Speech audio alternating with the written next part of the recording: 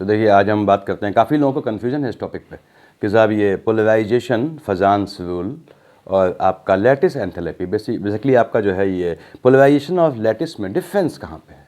वैसे तो टेक्निकली आप डिफरेंस जानते होंगे, लेकिन क्वेश्चंस में कहाँ पे आपको किन क्वेश्चन में इसका उपयोग करना है और कहाँ इसको उपयोग करना है। Means we have to utilize the concept of lattice enthalpy and we have to utilize the concept of polarization that has to be clearly differentiated.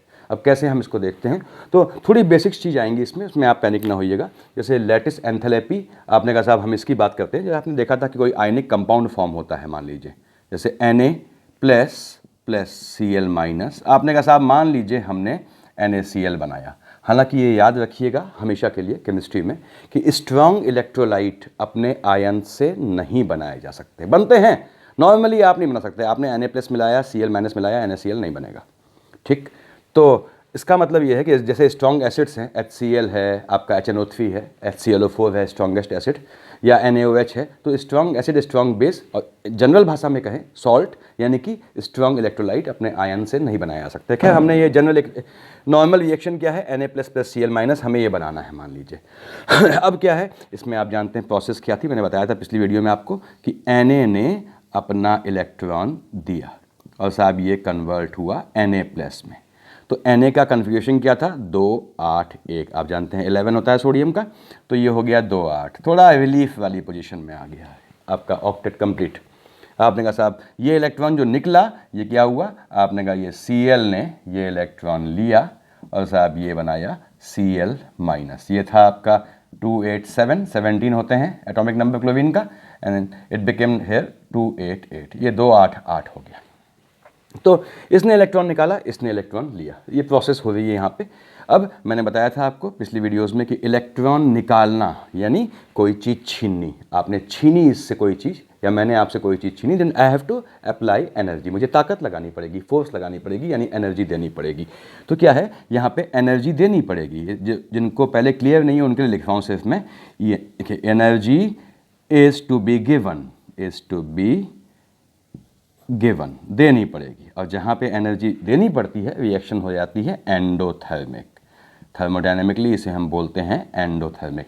अब यहाँ पे क्या है देखिए, ये मैंने बताया था लास्ट वीडियोस में, फिर रिपीट कर रहा हूँ कि Cl ने इलेक्ट्रॉन लिया, तो देखिए आपको कोई चीज़ अनायास मिल जाए सड़क पे पड़ी हुई, ठीक, जो आपके लिए किसी काम की हो, तो आपको क्या है खुशी मिलेगी, या आपने मेहनत की और आपको अच्छा रिजल्ट मिल गया, तो क्या हुआ, आप खुश होंगे, दैट मीन्स आप एनर्जी रिलीज करेंगे। सो इलेक्ट्रॉन लेने पे ये इलेक्ट्रॉन जो है लिया इसने, तो एनर्जी रिलीज की, यहाँ लिख ले रहा हूँ देखिए, एनर्जी इज रिलीज्ड, एनर्जी निकलती है। तो जिसे आपने कहा साहब एनर्जी निकली थर्मोडायनेमिकली, दिस इज एक्सोथर्मिक। तो मैंने बताया था आपको एंडोथर्मिक में डेल्टा H एंथैल्पी जो है वो आपकी ग्रेटर देन 0 होती है और डेल्टा H यहाँ पे लेस देन 0 है। Again enthalpy means general format में एनर्जी, एंथैल्पी के बहुत रूप होते हैं, lots of forms are there. Enthalpy का साइन ये भी याद रखना है आपको, याद करने वाला पॉइंट रिपीट कर दूंगा।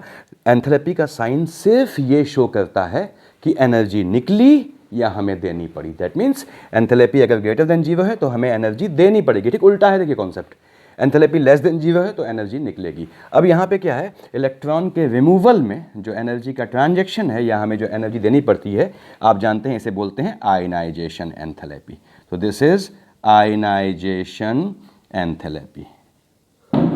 शॉर्ट में बता रहा हूं ताकि हम सीधे अपने टॉपिक पे आ सकें। ऐसे ही इलेक्ट्रॉन गेन किया उसने, तो electron gain enthalpy, this is electron gain enthalpy. आपने लिख दिया साहब ये इलेक्ट्रॉन गेन एंथैल्पी।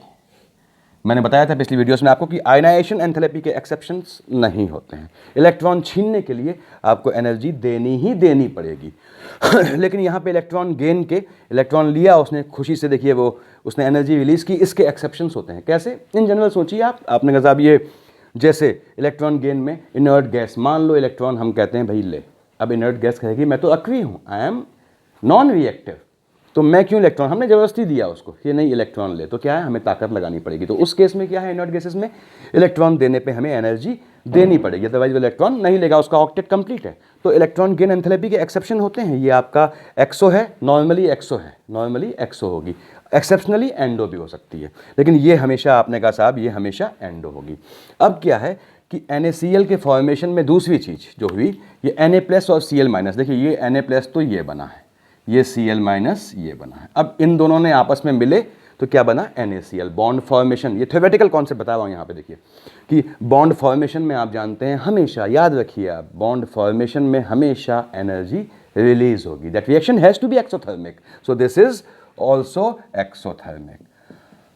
और अगर बॉन्ड फॉर्मेशन होता है तो जो एनर्जी का ट्रांजैक्शन है that is known as lattice enthalpy. So this is lattice enthalpy, ये लैटिस एंथैल्पी। यहां आपको ध्यान रखना है, अब एक्सोथर्मिक है, एनर्जी निकली है, energy is released, energy releases, निकलती है, तो यानी एक्सोथर्मिक है। देखिए यानी इसका कोई एक्सेप्शन नहीं है, इसका भी कोई एक्सेप्शन नहीं है, इसके एक्सेप्शंस हैं, अपवाद हैं इसके। तो क्या अभी यहां मतलब क्या है? एक बात ध्यान रखिएगा, लैटिस एंथैल्पी कहीं कहीं आप देखते होंगे बुक्स में कि बॉन्ड को तोड़ने के लिए जो एनर्जी दी है, कहीं कहीं उसे भी लैटिस बोलते हैं, कहीं कहीं बॉन्ड फॉर्मेशन को भी लैटिस बोलते हैं। तो how will you come to know भाई लैटिस एंथैल्पी अगर बॉन्ड फॉर्मेशन की है, बॉन्ड बनने की है, तो आपने देखा अभी बॉन्ड फॉर्मेशन में हमेशा एनर्जी निकलती है। यानी अगर डेल्टा एच देखिए लेस देन 0 है, then he is talking about lattice enthalpy of bond formation, while the moment it is greater than 0 that means you have to give the energy, and at that time he is talking about bond breaking, bond dissociation। तो हमें अभी सिर्फ इससे मतलब है, यानी इस process में 3 एनर्जी का खेल हुआ। पहला कैटायन फॉर्मेशन में आयनाइजेशन एंथैल्पी, दूसरा आपका देखिए एनायन फॉर्मेशन में इलेक्ट्रॉन गेन एंथैल्पी, और तीसरा इस कैटायन एनायन ने जो जॉइंट वेंचर में आपका सॉल्ट फॉर्म किया, वहां पे क्या है, लैटिस एंथैल्पी। अब एनर्जी से सपोर्टेड कोई रिएक्शन कब होती है? जब ये भी एक्सो हो, ये भी एक्सो हो। यानी कोई रिएक्शन थर्मोडायनेमिकली सपोर्टेड तब होती है जब एनर्जी निकले। खुद सोचिए आप, कोई रिएक्शन थर्मोडायनेमिकली, हमने ये रिएक्शन, ये कंटेनर लिए हुए हैं, हमने कहा साहब इस रिएक्शन में एनर्जी देनी पड़ रही है, यानी हमें अलग से आपका ड्राइविंग फोर्स देना पड़ रहा है। यहाँ भी एनर्जी में देनी पड़ रही है तो भी दिक्कत है, हम नहीं देंगे तो रिएक्शन नहीं होगी। लेकिन ये रिएक्शन एक्सोथर्मिक है, इसमें क्या है, एनर्जी खुद निकलेगी और अल्टीमेटली वो चलता रहेगा सीक्वेंस। तो एक्सोथर्मिक प्रोसेस इन जनरल बोल रहा हूँ मैं, ड्राइविंग फोर्स कॉन्सेप्ट पे। इन जनरल हम थर्मोडायनेमिकली मानते हैं कि ये फिजिबल रिएक्शन है, यानी स्पॉन्टेनियस रिएक्शन, ये मानते हैं हम। भले इसमें एक्सेप्शन है, वो अलग बात है, आपके रैंडमनेस का या एंट्रोपी का। तो यहाँ पे that means for the formation of ionic bond, ionic bond के निर्माण में क्या चीज़ है, टोटल एनर्जी जो निकली वो ज़्यादा होनी चाहिए कंज्यूम्ड एनर्जी से। अब एनर्जी निकली कौन सी? आपने कहा साहब लैटिस निकली है और इलेक्ट्रॉन गेन निकली है जनरली। खर्च कहाँ हुई है? Ionisation enthalpy. So for the formation of ionic bond, देखिए यहाँ लिख ले रहा हूँ, for the formation of ionic compound, जो एनर्जी निकली कौन सी? आपकी lattice enthalpy, lattice enthalpy plus electron gain निकली, electron gain enthalpy should be greater than energy consume, that is ionization enthalpy. जो एनर्जी खर्च हुई है उससे ज़्यादा होनी चाहिए। तो ये जनरलाइज कॉन्सेप्ट है आयनिक बॉन्ड फॉर्मेशन का। ये लैटिस के लिए आपको जानना जरूरी था कि लैटिस में क्या खेल है। अब मैंने इसको हटा दिया, देखिए इसकी ज़रूरत नहीं है, आप स्क्रीनशॉट ले रहे होंगे समय समय पे। उसके बाद तो यहाँ पे लैटिस, यानी कि lattice is very big deciding factor whether the formation of ionic bond will take place और नॉट। यानी आपका लैटिस एंथैल्पी एक बड़ा अच्छा ऐसा कारक है, ऐसा रीज़न है जो डिसाइड करता है कि साहब आयनिक बॉन्ड बनेगा या नहीं बनेगा। अब आपने देखा आयनिक बॉन्ड फॉर्मेशन में 3 चीज़ें थी, अब मैं लैटिस की बात कर रहा हूँ। देखिए यानी कि आयनिक बॉन्ड में, यहाँ देखेंगे बच्चों, आयनिक बॉन्ड फॉर्मेशन में 3 चीज़ थी। पहली क्या है? आयनाइजेशन एंथैल्पी, जो हमें देनी पड़ी, ठीक। तो हम जितनी कम एनर्जी देंगे, जितनी आसानी से वो इलेक्ट्रॉन निकाल देगा, उतनी आसान रिएक्शन होगी। यानी देखिए पहली चीज आई, lesser the value of, lesser the value, मैं एवो से लिखता हूँ ताकि आपको समझने में आसानी हो। एवो नीचे है मतलब वैल्यू डाउन है, lesser the value of ionization enthalpy, यानी ईजियर भी, तब देखिए एवो ऊपर हो गया, easier be the formation of easier be formation of cation, उतनी आसानी से इलेक्ट्रॉन निकल जाएगा। यानी easier be the formation of ionic bond, easier be formation of ionic bond. Ionic bond को डिसाइड करने वाला ये पहला फैक्टर है। दूसरा लिया मैंने आपको, इलेक्ट्रॉन गेन एंथैल्पी में एनर्जी निकली, जितनी ज़्यादा एनर्जी निकलेगी उतनी आसानी से, क्यों आपका आयनिक बॉन्ड बनेगा, क्यों ऐसा है, क्योंकि लैटिस प्लस आयनाइ आपका जो है इलेक्ट्रॉन गेन उतनी आसानी से ज़्यादा हो जाएगी आयनाइजेशन से। नीचे कंडीशन लिखी थी पहले मैंने, तो साहब इसमें लिख ले रहा हूँ, देखिए higher the negative value. Negative का मतलब सिर्फ इस बात से है कि एनर्जी निकली है। Higher the negative value of electron gain enthalpy, जितनी ज़्यादा इलेक्ट्रॉन गेन निकलेगी। देखिए आपका, आपने कहा साहब easier be formation of anion, साथ साथ बोलता चल रहा हूँ ताकि आपको लिखने में अगर दिक्कत आए, पढ़ने में समझ लें। easier be the formation of anion, तो उससे क्या होगा आपका, उतना ही आसान हो जाएगा आयनिक bond formation. easier be formation of ionic bond. तो ये दो कंडीशन है आयनिक बॉन्ड को सपोर्ट करने वाली कि आयनाइजेशन एंथैल्पी कम होनी चाहिए, इलेक्ट्रॉन गेन ज़्यादा होनी चाहिए। आपने इसका स्क्रीनशॉट ले लिया होगा। ये चीज़ इस टॉपिक से थोड़ा अलग है, इतर है, सेपरेट है, तो इसलिए मैं थोड़ा फास्ट पढ़ा रहा हूँ इसे, तो हमने इसको भी हटा दिया। यानी दो चीज़ हमने देख ली। अब हम आते हैं अपने काम की, जो यहाँ टॉपिक लिखा है आपका लैटिस एंथैल्पी। तो the third factor on which it is going to depend, वो तीसरा फैक्टर, वो तीसरा कारक, वो तीसरा रीजन जिस पे डिपेंड करेगा क्या, ionic bond formation, that is lattice enthalpy. So the third was lattice enthalpy. देखिए लैटिस एंथैल्पी में आपने कहा क्या हुआ था, एनर्जी निकली थी, तो मैं शॉर्ट में पहले इसका लिख दे रहा हूँ, हायर द लैटिस एंथैल्पी। देखिए easier be the formation of ionic bond, easier be formation of, कुछ भी रटना नहीं है केमिस्ट्री में, रटते हैं तो देखिए कहीं दिक्कत है। जितनी ज़्यादा लैटिस एंथैल्पी हुई, LE लिखा है लैटिस एंथैल्पी, जिसकी हम बात कर रहे हैं, उतना आसान होगा फॉर्मेशन आयनिक बॉन्ड का। क्यों, क्योंकि लैटिस एंथैल्पी ज़्यादा होगी तो उतनी ज़्यादा एनर्जी निकलेगी, यानी टोटल निकलने वाली एनर्जी, कंज्यूम्ड एनर्जी IE से ज़्यादा होती जाएगी, तो उतना आसान हो जाएगा आयनिक बॉन्ड फॉर्मेशन। तो याद रखिए लैटिस जितनी ज़्यादा होगी उतना आयनिक बॉन्ड का फॉर्मेशन आपका आसान होगा। अब आपने कहा लैटिस में हुआ क्या, भैया ये आया Na+, ये आया Cl-, ये इंटरेक्शन कैसे करेंगे, अब आपके फिजिक्स का कॉन्सेप्ट आ गया कि दो आयन आ रहे हैं, वो आपस में कैसे रिजॉइन होंगे, कंबाइन करेंगे, तब जब उनके बीच का फोर्स ऑफ अट्रैक्शन काम होगा। आपने कहा फोर्स ऑफ अट्रैक्शन काउंट करेंगे तो F क्या होता है, दो आयन्स के बीच proportional to Q1 Q2 upon d²। Q1 क्या है, चार्जेस हैं, देखिए ये भी चार्ज है पहले का, ये भी चार्ज है, and d is the distance in between, पढ़ा होगा आप लोगों ने फिजिक्स में, डिस्टेंस इन बिटवीन, चार्जेस के बीच की डिस्टेंस। तो इसका मतलब ये है कि लैटिस एंथैल्पी डिपेंड करती है इस F पे। देखिए जितना ज़्यादा फोर्स होगा, higher the force, more will be the, देखिए easier be the formation of ionic bond, more will be lattice enthalpy. तो मैं इसमें अब इसको हटा के लिख दे रहा हूँ, इसका आउटपुट क्या निकला, इसका आउटपुट ये निकला कि दो चीज़ें। पहली बात तो ये है कि जितना ज़्यादा higher the force of interaction, यानी साहब उतनी ज़्यादा होगी मोर बी, एवं ऊपर क्यों है मतलब बढ़ेगी, मोर be the lattice enthalpy.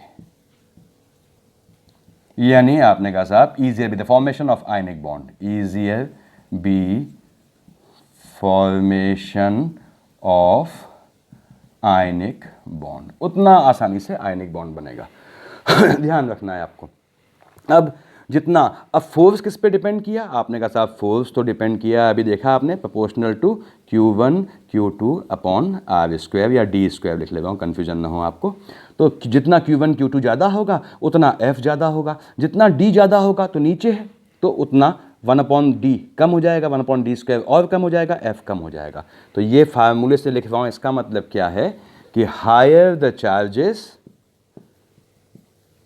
Higher be the charges on cation oblique anion, यानी implies that, या and और लिख ले रहा हूँ, and और देखिए lesser be the distance, lesser be distance. अब डिस्टेंस का यहाँ मतलब क्या है, size of ions. Obviously distance size से निर्धारित होगी, ये इतना मोटा है, ये इतना मोटा है, अगले में दोनों छोटे छोटे हैं, distance will be decided from size. तो जितना ज़्यादा चार्जेस होंगे या जितना कम डिस्टेंस होगी, आप इससे देखिए F proportional to Q1 Q2 upon R square. जितना ज़्यादा चार्ज होंगे या आपकी आर स्क्वायर या डी स्क्वायर कुछ लिख लीजिए, जितना कम डिस्टेंस होगी उतना F ज़्यादा होगा। More will be force of attraction, यानी more will be lattice enthalpy. देखिए यानी easier be the formation of ionic bond, easier be formation of ionic bond, ionic bond का फॉर्मेशन उतना आसान हो जाएगा। तो लैटिस, ये कहानी है लैटिस की। चार्जेस बढ़ने पे, डिस्टेंस कम होने पे F बढ़ा, लैटिस बढ़ गई। आपने स्क्रीनशॉट ले लिया होगा। तो अब यहाँ पे एक चीज़ क्लियर हुई कि लैटिस क्या कर रही है, लैटिस डिसाइड करती है कि ease of formation of ionic bond. बस इसी कन्फ्यूजन के लिए मैंने टॉपिक आपको पढ़ाने का आज डिसाइड किया था। अब मैं इसको हटा दे रहा हूँ। देखिए यहाँ से, यहाँ इसका मैं आउटपुट लिख दे रहा हूँ एक कोने में,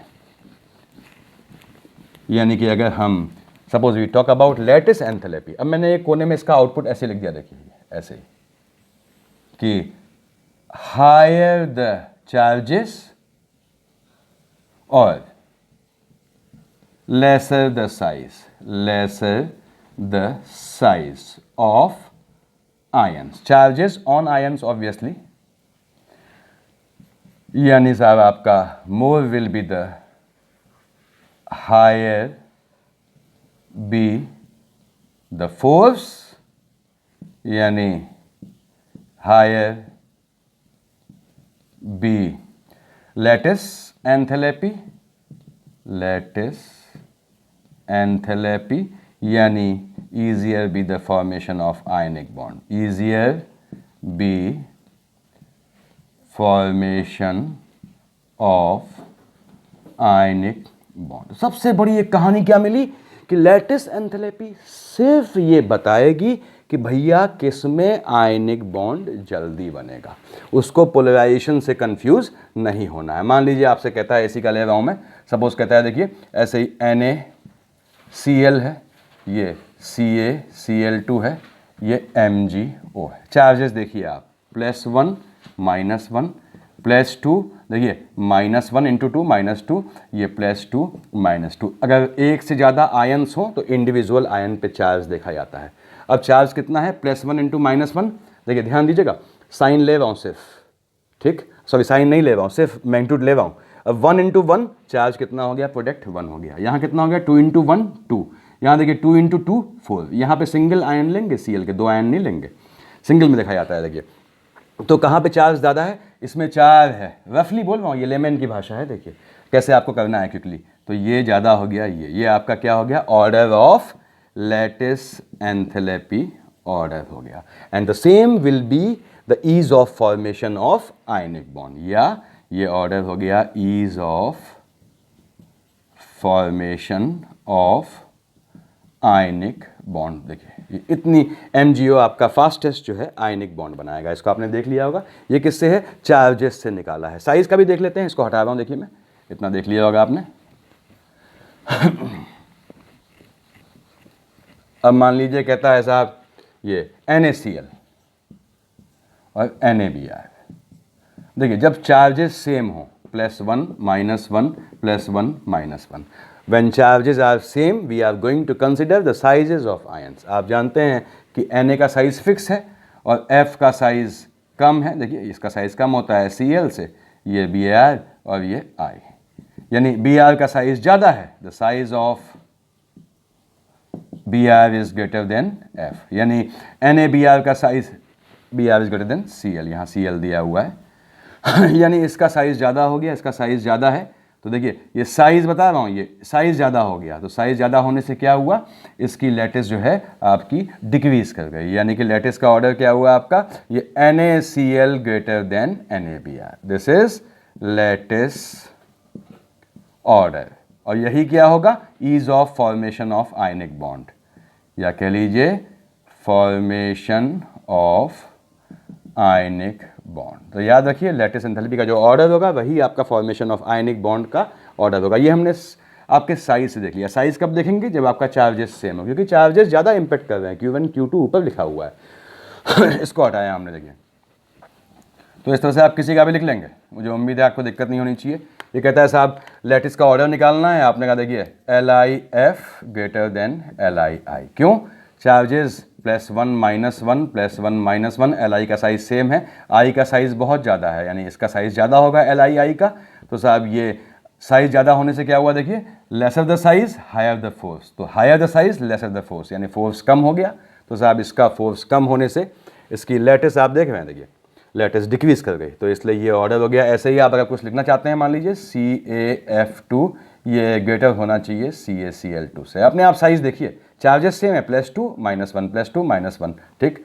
तो ये इसका, ये भी लैटिस का ऑर्डर हो गया। This is order of lattice या ease of formation of ionic bond. CaF2 is going to form ionic bond quickly in comparison to CaCl2। ये जल्दी बनाएगा आयनिक बॉन्ड इसकी तुलना में।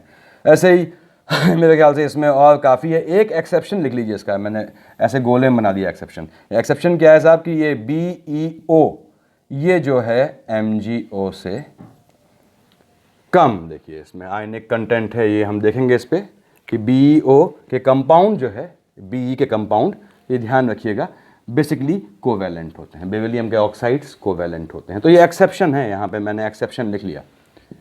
इसको अगली वीडियोस में बताऊंगा कभी आप लोगों को। ये एक्सेप्शन में आ गया, देखिए कि BeO आपका देख रहे हैं ये इसके कंपाउंड कोवेलेंट है, तो इसमें आयनिक कंटेंट क्या है? डिक्रीज कर गया, ठीक।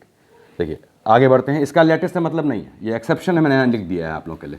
आगे बढ़ते हैं। अब इसका जो सेकंड पार्ट था, तो आपको क्या देखा आपने इस कहानी से? हमें एक सीख ये मिली कि जब भी हमको ease of ionic bond formation निकालना है तो हम सिर्फ लैटिस छुएंगे।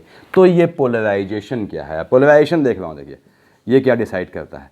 पोलराइजेशन ये डिसाइड्स आपका covalent nature in ionic compound, covalent nature in ionic compound. Video अगर लंबी हो गई तो उसको 2 भागों में तोड़ दूंगा मैं। Polarization decides covalent nature in ionic compound. अब इसका मतलब क्या है? आपने कहा साहब ये Li आया, ये Cl आया। अब Li जानते हैं, हाइड्रोजन हीलियम लिथियम, 2 1 था, ये आपका 2 8 7 था। तो इसने ये एक इलेक्ट्रॉन यहाँ दे दिया, ठीक। यहाँ 2 हो गया, यहाँ 2 8 8 हो गया।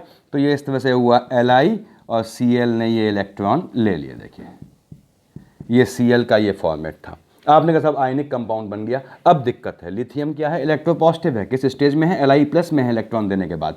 तो ये अंदर पेनिट्रेट कर जाता है, थोड़ा घुस जाता है। इस तरह से घुसता है कि ये इलेक्ट्रॉन क्लाउड को एनायन के अपने पास खींच लेता है। तो क्या होता है? ये इस तरह से, क्योंकि ये इलेक्ट्रोपॉजिटिव है तो इलेक्ट्रॉन को बीच में खींचेगा, तो ये इस तरह से पोजीशन बन जाती है। LiCl इस तरह से देखिए आ जाता है। इलेक्ट्रॉन्स बीच में आ गए। इलेक्ट्रॉन बीच में आना मतलब covalent nature. So what happened actually? Covalent nature has been introduced in ionic compound. That compound should be ionic. इस आयनिक कंपाउंड में कोवेलेंट नेचर आ गया। This is known as polarization. ये प्रोसेस क्या है? पोलराइजेशन है। तो क्या है यहाँ पे? ये इसको मैं हटा रहा हूँ कि आपका ये, मुझे उम्मीद है ये चीज़ें क्लियर होंगी क्योंकि हम इसके मुद्दे पे बात पे आएंगे अभी। तो पोलराइजेशन क्या है? देखिए इसमें आपको समझना इस तरह से है कि distortion of electron cloud of anion in an ionic compound bye cation in such a way that covalent nature is introduced in ionic compound is known as polarization। तो आपने देखा अभी कि Li+ से वो Cl- के इलेक्ट्रॉन बीच में आ गए तो वो पोलराइजेशन हो गया। पोलराइजेशन में 3 चीज़ें हैं, 3 टर्म होते हैं। पहली बात तो ये पोलराइजेशन से निकालते क्या हैं? जैसे हमने यहाँ देखा कन्फ्यूजन क्या था, लैटिस से निकालते हैं ease of ionic bond formation. तो पोलराइजेशन से क्या निकालते हैं? देखिए आप पोलराइजेशन से निकालते हैं कंटेंट ऑफ आयनिक कंटेंट, आयनिक और कोवेलेंट कंटेंट। कौन ज़्यादा आयनिक होगा, कौन ज़्यादा कोवेलेंट होगा, ये इससे निकालेंगे। अब आप जानते हैं आयनिक ज़्यादा है तो MpBp बढ़ जाएगा, तो आप MpBp भी इससे निकालते हैं। कहीं कहीं बताऊंगा आपको सॉल्युबिलिटी भी आप इससे निकाल सकते हैं। तो याद रखिएगा, बेसिकली आपके यहाँ एमपी बीपी कहता है, तो मैं सॉल्युबिलिटी हटा दे रहा हूँ ताकि कन्फ्यूजन न रहे। देखिए मैंने इसको हटा दिया यहाँ से।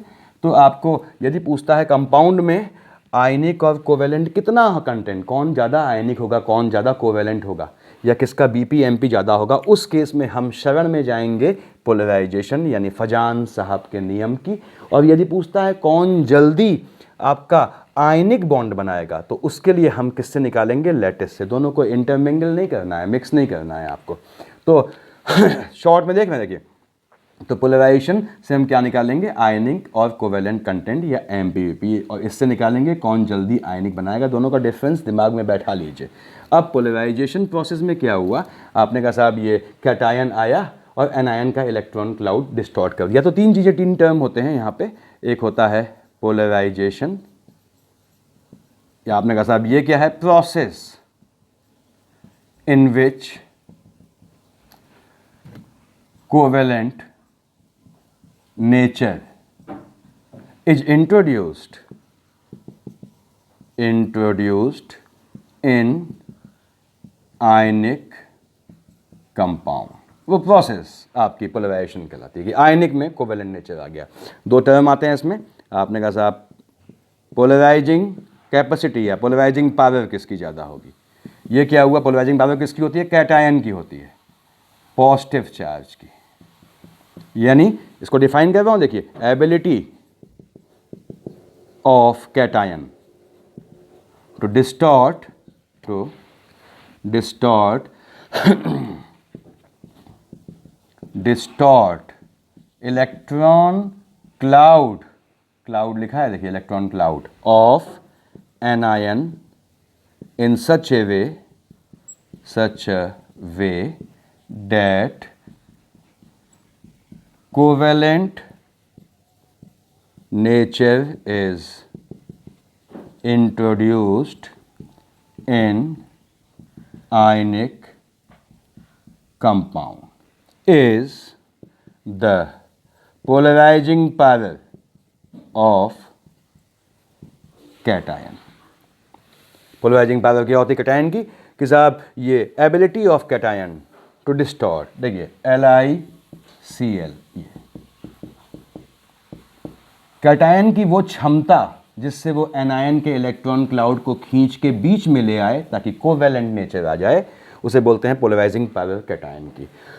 ठीक, अब इसमें ये पहला टर्म था, ये पहला पोलराइजेशन, दूसरा पोलराइजिंग पावर। अब इसको हटा दिया, आपने देख लिया होगा। और दूसरा टर्म आता है, अब कैटायन का तो देख लिया, तो एनायन का बच गया। एनायन मतलब यहाँ पे नेगेटिव चार्ज Cl माइनस का। तो एनायन में क्या होते हैं, पोलराइजेबिलिटी। ये तीन टर्म होते हैं, देखिए, पोलराइजेबिलिटी। ये क्या हुई, एनायन की हुई, दिस इज ऑफ एनायन, यानी नेगेटिव चार्ज की हुई। नेगेटिव चार्ज आयन की पोलराइजेबिलिटी होती है। वो क्या हुआ, Cl का, एनायन का वो नेचर कि वो कैटायन से कहे कि आ मेरे इलेक्ट्रॉन क्लाउड को डिस्टॉर्ट कर, वो नेचर एनायन का, उसकी पोलराइजेबिलिटी कहलाती है। The nature of anion to let cation distort its electron cloud is polarizability of anion। तो ये तीन टर्म आ गए। पोलराइजेशन क्या है, प्रोसेस है, क्या, आयनिक कंपाउंड में कोवेलेंट नेचर लाने का। तो मैंने इसको हटाया, देखिए इतना आपने देख लिया होगा। थोड़ा ये वाला पार्ट मैं स्पीड में चल रहा हूँ क्योंकि मैं इस डिफरेंस को समझने के लिए मान के चल रहा हूँ कि आप पोलराइजेशन टर्म से वाकिफ़ होंगे या आपको आइडिया होगा इसका। तो अब क्या है, इसका आउटपुट लिख रहा हूँ, देखिए, जितना छोटा कैटायन होगा उतना वो एनायन के इलेक्ट्रॉन क्लाउड में घुस जाएगा, उतना उसका इलेक्ट्रॉन क्लाउड डिस्टॉर्ट कर देगा, उतना ज़्यादा आपका क्या है, छोटे यानी जो आपका कैटायन है उसकी पोलराइजिंग पावर उतनी ज़्यादा होगी, उतना वो अंदर घुस के इलेक्ट्रॉन क्लाउड डिस्टॉर्ट करेगा, उतना ज़्यादा कोवेलेंट नेचर आ जाएगा। यानी कि पहली चीज़, lesser the size of cation, positive charge का जितना छोटा साइज होगा, देखिए वो उतना घुस जाएगा अंदर, यानी more will be its polarizing power, यानी उतना ज़्यादा ये पोलराइजेशन करेगा, मोर बी पोलराइजेशन। ध्यान दीजिएगा आप, जितना ज़्यादा पोलराइजेशन उतना ज़्यादा कोवेलेंट नेचर आ गया। तो मोर, तीर ऊपर है देखिए, more covalent nature, covalent nature will be introduced in ionic compound. Ionic, उतना कोवेलेंट नेचर आ जाएगा, यानी सीधे भाषा में क्या कहें तो क्या हुआ, मोर विल बी कोवेलेंट। कंपाउंड उतना ज़्यादा कोवेलेंट होगा। अब कोवेलेंट होगा, आयनिक में क्या होता है, एमपी-बीपी ज़्यादा होते हैं, तो कोवेलेंट में एमपी-बीपी कम हो जाएंगे। देखिए, lesser be the MP and BP, lesser be MP melting point and boiling point. आपने इसका स्क्रीनशॉट ले लिया, इस तरह का एरो का बुक्स में नहीं मिलता है, आप इसको स्क्रीनशॉट ले लें। ठीक, ये पहला था। तो laser the size of cation, ये हो गया। देखिए, अब इसके बदले इतना लिख लिया होगा आपने, देखिए देख लिया होगा। अब इसके बदले मैंने सिर्फ ऊपर की लाइन हटा दी, कैटायन देख लिया आपने। अब ले एनायन, जितना बड़ा एनायन होगा, आपके LiF था, LiCl था, यहाँ LiI हो गया। I क्या है, ह्यूज है, बड़ा है इन कंपेरिजन टू F और Cl। तो I बड़ा है तो क्या हुआ, न्यूक्लियस से उसके इलेक्ट्रॉन की डिस्टेंस ज़्यादा होगी, यानी उसका अपने इलेक्ट्रॉन्स पे होल्ड कम होगा, वैलेंस इलेक्ट्रॉन पे। तो आने वाला Li+ उसके इलेक्ट्रॉन क्लाउड को आसानी से डिस्टॉर्ट कर देगा, यानी कि उसमें I- की पोलराइजेबिलिटी बहुत ज़्यादा होगी। देखिए यहाँ लिख ले रहा हूँ, बिगर, ठीक उल्टा, bigger be the size of anion. ठीक, जैसे I-, यानी साहब उतनी ज़्यादा उसकी पोलराइज, देखिए मोर will be it's polarisability, polarisability. बाकी कहानी सेम है, जितनी पोलराइजेबिलिटी उतना ज़्यादा पोलराइजेशन, उतना कोवेलेंट नीचे आ जाएगा, उतना कोवेलेंट हो जाएगा, उतना एमपी-बीपी कम हो जाएगा। दूसरा आपने स्क्रीनशॉट ले लिया इसका, देखिए ये साइज से हो गया। ठीक, स्क्रीनशॉट ले लिया होगा आपने। अब देखिए अगला लिख रहे हैं, इसमें 3 चीज़ें बेसिक हम डाल रहे हैं। तीसरा क्या है कि जितना ज़्यादा चार्जेस होंगे, अब प्लस में जितना तगड़ा चार्ज है वो उतना माइनस में घुस के उसके इलेक्ट्रॉन क्लाउड को डिस्टॉर्ट कर देगा, यानी higher be the charges on cation anion, उतना ज़्यादा पोलराइजेशन हो जाएगा। तो ये तीसरा आपने स्क्रीनशॉट ले लिया। इन 3 से हम चीज़ों को डिफाइन करते हैं। आपने स्क्रीनशॉट ले लिया, मैं आगे बढ़ता हूँ। देखिए इसमें इसको हटाता हूँ। ये 3 चीज़ें आपको ध्यान रखनी है क्वेश्चंस करने में। तो आपने देखा कि पोलराइजेशन से क्या निकलेगा भैया, उससे एमपी-बीपी का ऑर्डर निकलेगा, उससे कोवेलेंट नेचर का ऑर्डर निकलेगा, उससे आयनिक नेचर का ऑर्डर निकलेगा। लेकिन लैटिस से क्या निकलेगा कि कौन जल्दी आयनिक बनाएगा, उसको इससे मतलब नहीं है उसमें कोवेलेंट कंटेंट कितना है, ये सिर्फ ये बताएगा कौन जल्दी आयनिक बनाएगा। यही डिफरेंस बताने के लिए आपको ये वीडियो बनाई है मैंने। यहाँ पे एक्सेप्शंस भी होते हैं, देखिए यहाँ लिख लिया एक्सेप्शन। अब आपने एक्सेप्शन जैसे आपको याद रखना है कि Cu की बात करते हैं, मान लीजिए CuCl, ये ज़्यादा आपका देखिए कोवेलेंट होता है NaCl से, ये एक्सेप्शन है, जिसे बोलते हैं दिस इज कॉज्ड बाय ये Cu+, देखिएगा दिस इज स्यूडो इलेक्ट्रॉनिक। एक एग्जाम्पल है ऐसा, इसलिए आपको ध्यान रखना है कॉन्फ़िगरेशन। मैंने आपको पहले बताया था कि Cu में एटॉमिक नंबर क्या होता है 29, याद कीजिए 1s2 2s2 2p6 3s2 3p6 आपका। उसके बाद 3D में कैल्शियम के बाद scandium, titanium, vanadium, chromium, manganese, iron, cobalt, निकल, कॉपर। तो D में 9 गए थे। Cu+ होने में क्या हुआ, यानी कि साहब इलेक्ट्रॉन कितने हो गए, 1 कम हो गया, तो 29, प्रोटॉन की संख्या -1। ये देखिए आपका ये 29 -1 सॉरी ये 28 हो गए। 28 होते ही क्या होता है, ये 2 8 18 के फॉर्मेट में आता है। देखिए 8 10 20 28, 2 8 18 का फॉर्मेट, यानी कि आपके यहाँ पे ये थ्योरेटिकल कॉन्सेप्ट है। 2 आ गए, देखिए यहाँ पे 8 आ गए, और यहाँ पे आपके ऐसे ही 18 इलेक्ट्रॉन आ गए।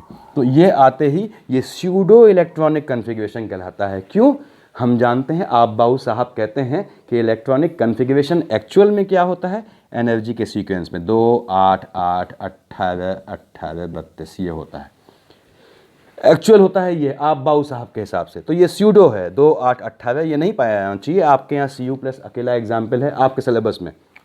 तो जैसे ही स्यूडो इलेक्ट्रॉनिक कन्फिग्रेशन आता है पोलराइजेशन शूट कर जाता है, यानी इसमें पोलराइजेशन ज़्यादा हो जाता है इससे, यानी इसमें कोवेलेंट नेचर ज़्यादा हो जाएगा NaCl से। ये एक्सेप्शन है इसलिए मैंने अलग से लिख दिया आपको, आपने स्क्रीनशॉट ले लिया होगा, इसको हटा दे रहा हूँ मैं। आपको एक्सेप्शंस हमेशा ध्यान रखने हैं और उसके भी लॉजिक है, कोई ऐसा नहीं कि कोई चीज़ आपको रटनी है मगप करनी है। अब आपने कहा साहब फजान साहब का रूल क्या था, यही तीनों चारों चीज़ें, यानी फजान साहब ने क्या कहा, यही आपका effect of size of ions, कौन सा, cation anion and charges on polarizability या polarization, this is Fajans rule. तो फजान्स रूल को हम पोलराइजेशन से अलग नहीं कर सकते हैं, इन्होंने ही उसे फर्दर आगे क्लासिफाई किया था। तो फजान बोले पोलराइजेशन बोले, आपको एक ही चीज़ माननी है। लेकिन इसमें और लैटिस में क्या अंतर बता दिया मैंने आपको। अब यहाँ मैं हटाया मैंने इसको, देखिए हम लैटिस की बात नहीं कर रहे हैं, फजान से देख रहे हैं। मान लीजिए आपसे कहता है ये फजान को लगा रहा हूँ, देखिए मैं कि किस में कोवेलेंट नेचर ज़्यादा है। आपने कहा साहब LiI greater than LiBr greater than LiCl greater than LiF, ये क्या है, कोवेलेंट नेचर का ऑर्डर। क्यों है, आपने कहा लिथियम सब में समान है, कैटायन सेम है, तो क्या अंतर आया, एनायन का साइज बढ़ा है, देखिए I बहुत बड़ा है इन कंपेरिजन टू BrClF, नई नई शेल ऐड होती आ रही है। तो एनायन का साइज़ जितना ज़्यादा होगा, I का साइज़ जितना, जो कि सबसे बड़ा है इनमें, कैटायन सब में सेम है, I का साइज़ बड़ा है, तो उसका क्या होगा, एनायन की क्या देखते हैं, आपने देखा था अभी पोलराइजेबिलिटी, इसकी पोलराइजेबिलिटी ज़्यादा होगी, यानी पोलराइजेशन यहाँ मैक्सिमम हो जाएगा। तो ये पोलराइजेशन का यानी ऑर्डर हो गया, this is the order of polarization, चाहे आप पोलराइजेशन बोलें या कह लें आप इसे, ये ऑर्डर हो गया आपका कोवेलेंट नेचर का। ठीक, अब इसका उल्टा आयनिक बोलता है तो उल्टा हो जाएगा। आयनिक क्या है, आपने देखा था जितना ज़्यादा आपका पोलराइजेशन, हायर द पोलराइजेशन, उतना ज़्यादा आपका कोवेलेंट था, उतना कम आपका आयनिक था, उतना कम आपका MP-BP था, MP और BP में आपका मेल्टिंग पॉइंट, बॉइलिंग पॉइंट। अब पोलराइजेशन का ऑर्डर ये है, क्योंकि I- सबसे बड़ा है एनायन, जल्दी आपका इसकी पोलराइजेबिलिटी ज़्यादा होगी, ये पोलराइजेशन ज़्यादा है, तो ये आपको कोवेलेंट नेचर का ऑर्डर ये हो गया। आयनिक का ऑर्डर क्या होगा, इसका उल्टा लिख लेंगे। और जो आयनिक का ऑर्डर होता है देखिए, वही MP-BP का ऑर्डर होता है। MP-BP पूछता है, इसका उल्टा ऑर्डर MP-BP का होगा। आगे बढ़ते हैं, मुझे उम्मीद है आपको क्लियर हुआ होगा। नेक्स्ट हमने एग्जाम्पल से ले रहे हैं इसके, आपने कहा साहब ऐसे ही, हमने कहा साहब LiI देख लिया हमने, मान लीजिए Na लेते हैं, देखिए NaCl लेस देन MgCl2, मैं कोवेलेंट नेचर बता रहा हूँ, पोलराइजेशन ऑफ कोवेलेंट नेचर, ऐसे ही आप निकालेंगे लेस देन AlCl3, देखिए। उसके बाद अगला लेते हैं, मान लीजिए, बाकी इतना काफ़ी है, ठीक, वो अपने एक और लेते हैं कि CuCl oblique greater than NaCl, ठीक है, जो हमने एक्सेप्शन देखा था कि CuCl is more covalent, CuCl ज़्यादा कोवेलेंट है। आप इसमें एक्सेप्शन क्या आया था, देखिए हम ध्यान दीजिएगा, इसमें CuCl ग्रेटर देन NaCl है, यहाँ एक्सेप्शन आया था BeO लेस देन MgO। ठीक, तो ease of formation of ionic bond इसकी कम होगी, क्योंकि ये BeO बाई डिफॉल्ट कोवेलेंट है। ये एक्सेप्शन था, इट वाज एक्सेप्शन। और यहाँ एक्सेप्शन क्या आया, CuCl, ये हमने देख लिया है किसका रीज़न क्या है, Cu प्लस में आपका स्यूडो इलेक्ट्रॉनिक करता है। यहाँ चेक कर लीजिए आप, आपने कहा साहब हम देख रहे हैं, अब क्या है आप चाहे चार्जेस देखें, देखिए Na प्लस सिंगल पे लेंगे तो -1, Mg+2, ये -1 सिंगल पे लेंगे चार्ज, ये +3 -1। चार्ज किस में ज़्यादा है, साइन नहीं लेंगे आप, 3 × 1 3 चार्ज है, 2 चार्ज है, 1 चार्ज है, ये रफ तरीका है करने का, लेमैन का तरीका है। तो चार्ज यहाँ ज़्यादा है, इसमें इससे ज़्यादा है, यानी मैक्सिमम चार्ज यहाँ है। जितना ज़्यादा चार्ज होगा, अभी देखा, उतना ज़्यादा पोलराइजेशन होगा। तो ये ऑर्डर क्या हो गया, ये पोलराइजेशन का ऑर्डर हो गया, यानी आपके कोवेलेंट नेचर का ये ऑर्डर होगा। AlCl3 ज़्यादा कोवेलेंट होगा MgCl2 से, ज़्यादा होगा NaCl से। अब आयनिक पूछता है, इसका उल्टा कर देंगे और जो आयनिक का होगा ऑर्डर वही MpBp का होगा। मेरे ख्याल से क्लियर हो गया आप लोगों को। Thank you.